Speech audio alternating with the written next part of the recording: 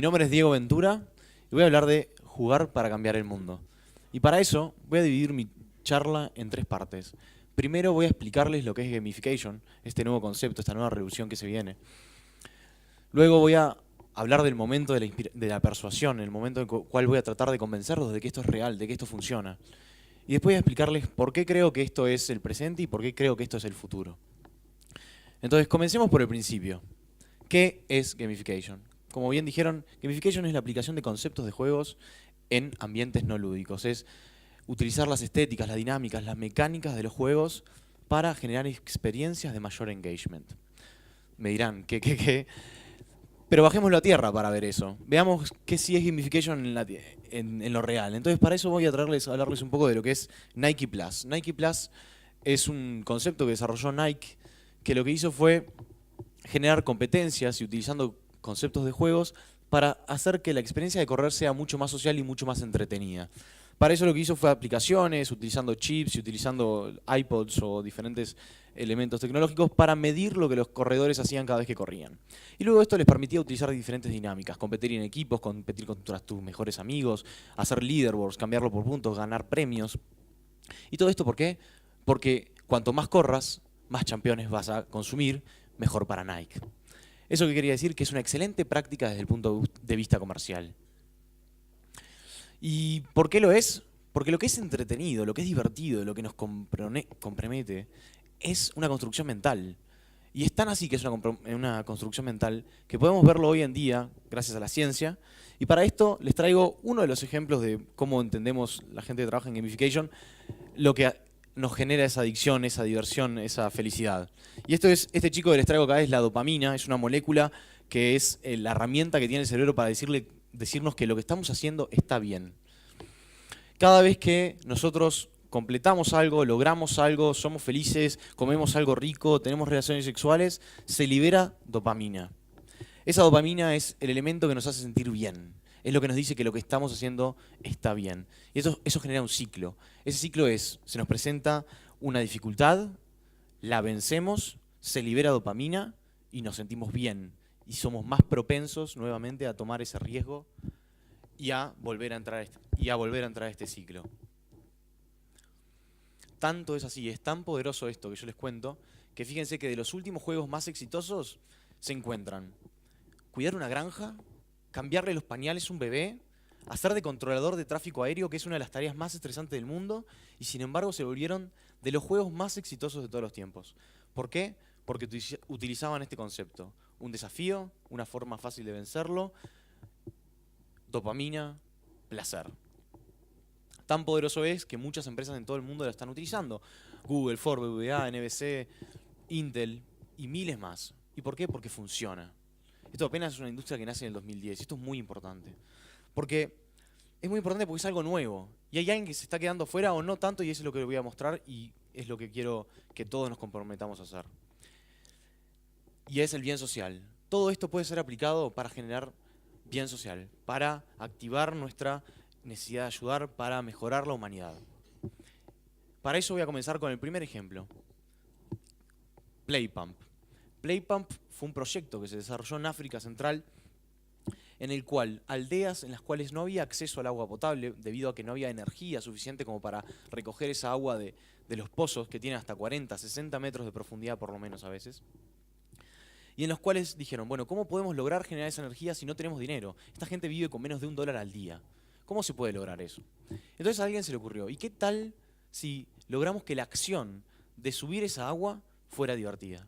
Y alguien se acordó que cuando éramos chicos malgastamos todo el tiempo energía en solo divertirnos. Bueno, ¿por qué no le agregamos a eso un componente que genere esa energía suficiente? Y así fue que, no sé si alguien habrá jugado, yo jugaba mucho de chico, y era esa ruedita en la que girábamos y nos quedábamos re mareados y era recontra divertido. Ya no me parece tan divertido. Y lo que hacía esa energía era ser desperdiciada. Con este concepto, lo que hacía la energía era subir el agua que estaba en esos pozos tan profundos, subirlos hasta un tanque y permitir que las villas en África, estas que no tienen acceso al agua potable, accedieran al agua 24/7. Y este es un ejemplo físico, pero la realidad es que el mundo cada vez se mueve más a lo virtual, a lo tecnológico. Y es por eso que traigo otros ejemplos, más poderosos incluso. Foldit. Foldit fue el concepto de que detrás de cada cura que estamos generando a través de la investigación científica, se necesita entender exactamente cómo están compuestos los elementos que generan esta enfermedad. Entonces a alguien se le ocurrió, ¿qué tal si logramos hacer que esta experiencia de resolver el problema sea extremadamente divertida y compenetramos a mucha gente a hacerla en vez de tener a 5 o 4 científicos tratando de resolverla? Resulta que las computadoras son muy buenas resolviendo problemas seriales, pero en el momento de presentarse un problema como jugar al Tetris, son extremadamente malas. Y los humanos somos extremadamente buenos, porque naturalmente somos muy buenos reconociendo patrones. Y eso nos permite identificar formas y enganchar formas de forma muy rápida. Y ese concepto es el que utilizó este juego, cómo doblar proteínas, que es un proceso químico en el cual nos permitía resolver cuál era el problema detrás de esta enfermedad. Y la enfermedad que era tratar era el VIH en monos, que nos ayuda a entender mucho mejor cuál es el efecto de la enfermedad en nuestro organismo. Este juego, que parece tan simple, logró algo que en 10 años de investigación los científicos no pudieron lograr, y el juego en solo 10 días resolvió entera esta proteína. En 10 días, algo que en 10 años no pudiéramos lograr. ¿Cómo? Jugando. Y el siguiente ejemplo que traigo es Empowering. Y creo que este es el ejemplo más fuerte que tengo para traerles.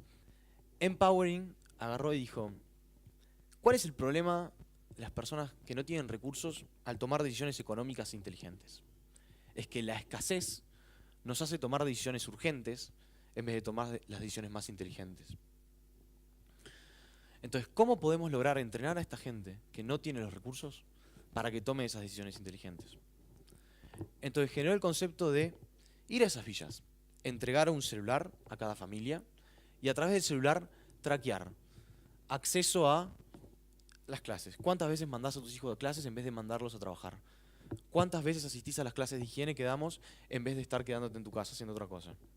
Todas estas cosas son decisiones inteligentes, porque mejorar la higiene quiere decir mejorar la salud, quiere decir mejorar tu posibilidad de trabajar, quiere decir que la persona que está en casa no se va a tener enfermedades venéreas, quiere decir que una mujer puede tener decisión sobre su salud sexual y no tener que estar teniendo 6 o 8 hijos, quiere decir que le estamos dando poder a esa gente. Y a través de esas actividades se les entregaban puntos a estas personas, a estas familias. Esos puntos eran redimibles luego por comida, por ropa, por shelter, por refugios, lo que les permitía entender cómo esas decisiones a largo plazo, que a simple vista no sonaban tan bien, ahora veían directamente que estaban repercusionando en su día a día. ¿Por qué? Porque le estábamos dando ese acceso.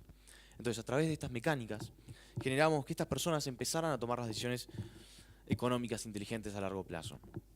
Y los resultados son increíbles. No solo mejoró muchísimo la cantidad de niños que accedían a la escuela, que iban a la escuela en vez de quedarse trabajando, sino que hacía dos cosas.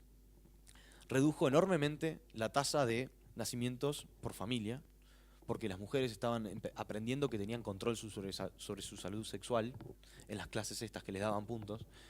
Y lo más grande de todo es redujo en un 50% en solo 2 años las enfermedades que reportaban este tipo de aldeas. 50%. Estamos hablando que en solo 2 años de aplicar este concepto logramos que la mitad de la población, y por lo general hablamos de esta gente que se enferma, suele ser el adulto joven y que está en edad de trabajar, o sea que es mucho peor para la familia. Entonces estamos hablando que realmente a través de una simple mecánica como fue esto, cambiar la vida de una aldea. Y es acá donde llego a la tercera parte. Llego a la tercera parte en la cual les quiero comentar y les quiero explicar y quiero tratar de convencerlos, de decirles que los juegos son muy poderosos y que nuestra generación en particular es muy poderosa para esto. Y para esto voy a empezar con mitos. Mitos que este salón va a decirle que no son así. Esto fue una encuesta que se hizo en Estados Unidos a gente de recursos humanos, y no solo recursos humanos de empresas, sino recursos humanos de organizaciones no gubernamentales, en la cual reportaban que ellos, de esas personas, del recursos humanos, solo el 22% creía que los millennials o generación Y son jugadores de equipo. Este evento mismo ya muestra que los millennials, que somos nosotros los millennials, somos nosotros la generación Y, somos jugadores de equipo. Que solo el 14% cree que son buenos comunicadores. Todas las personas jóvenes que estuvieron hoy acá paradas hablando demostraron todo lo contrario. Que solo apenas un 11% piensa que trabajan duro. Seguramente cualquier organizador hoy que estuvo trabajando en TEDx piense diferente. Que solo el 9% cree que somos buenos líderes. Nunca en la historia de la humanidad hubo tantas personas organizando tantos proyectos para mejorar la humanidad en sí. Jamás. Eso que se necesita de líderes. O sea, que no me digan que no hay líderes, sí los hay. Y apenas un 1% piensa que seremos fieles a un empleador. Y ese porcentaje habla de todo lo anterior, porque no nos entienden. No entienden la generación de hoy. Y porque la realidad es que todos somos jugadores. Hoy en día, la edad promedio de un jugador en el mundo es de 35 años. Un jugador es cualquier persona que juegue juegos. 35 años. ¿De qué nos habla esto en un mundo joven? Que somos todos jugadores, que todos entendemos estas dinámicas, que todos participamos. En Estados Unidos, un niño, y vuelvo a lo del tema de las 10.000 horas, que es muy importante, una persona que llega a los 21 años ya pasó más de 10.000 horas jugando videojuegos.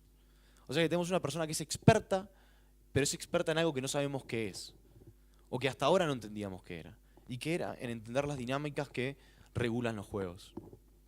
Hoy en día tenemos gente que entiende esto perfectamente. Y para eso me voy a remitir a una historia personal.